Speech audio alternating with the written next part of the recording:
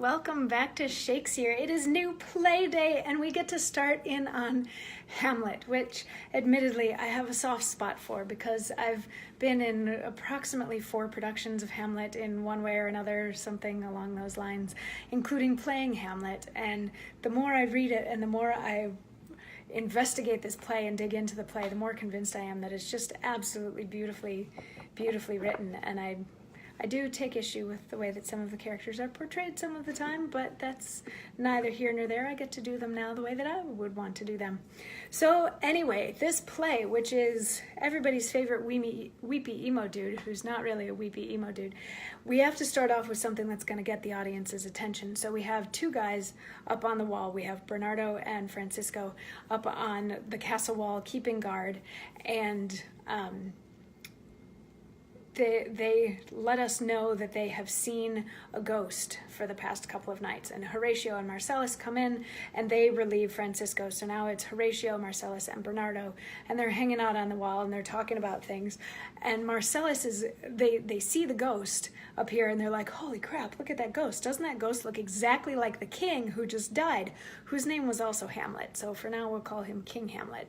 They're like, doesn't that look just like King Hamlet who just died? And they're all like, yeah, that really does. And then finally Marcellus is like, can somebody tell me, because he really doesn't like being up there with ghosts, he's like, can somebody please just tell me like why we're up here in the first place? Why do we have to be guarding the castle walls in the middle of the night?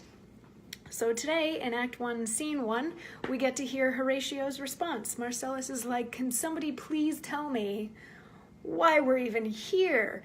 And Horatio says, that can I. At least the whisper goes so. Our last king, whose image even but now appeared to us, was, as you know, by Fortinbras of Norway, thereto pricked on by most emulate pride, dared to the combat, in which our valiant Hamlet, for so this side of our known world esteemed him, did slay this Fortinbras, who, by a sealed compact, well ratified by law and heraldry, did forfeit with his life all those lands which he stood seized on to the conqueror, against the which a moiety competent was gauged by our king, which had returned to the inheritance of Fortinbras, had he been the vanquisher, as by the same covenant and carriage of the article of design, his fell to Hamlet. Now, sir, young Fortinbras, of unimproved metal, hot and full, hath in the skirts of Norway, here and there, sharked up a list of landless resolutes for food and diet, to some enterprise that hath a stomach in it, which is no other, and it doth well appear unto our state, but to recover of us by strong hand and terms compulsative those foresaid lands so by his father lost. And this, I take it, is the main motive of our preparations, the source of this our watch, and the chief head of this post-haste and rummage in the land. But soft, behold, look, lo, where it comes again. Oh, cross it, though it blast me.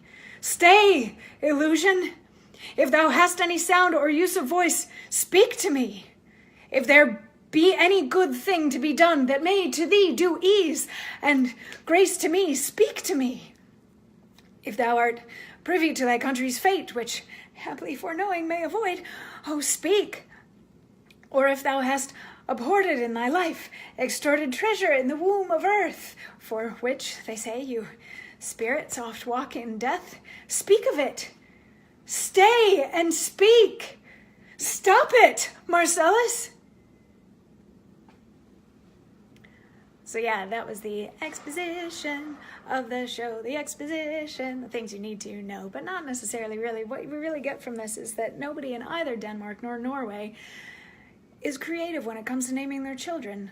Either that or like Hamlet is a last name and Fortinbras is a last name, so that's why it's Hamlet and really like old Hamlet was, I don't know, Richard Hamlet, and this is like Irving Hamlet that we're dealing with for the rest of the play, something, I don't know. But anyway, we learn that they're not very creative with their children's names, that Denmark is afraid that Norway is going to invade right now under the name of the younger Fortinbras because of a bet that was lost when the older Hamlet killed the older Fortinbras.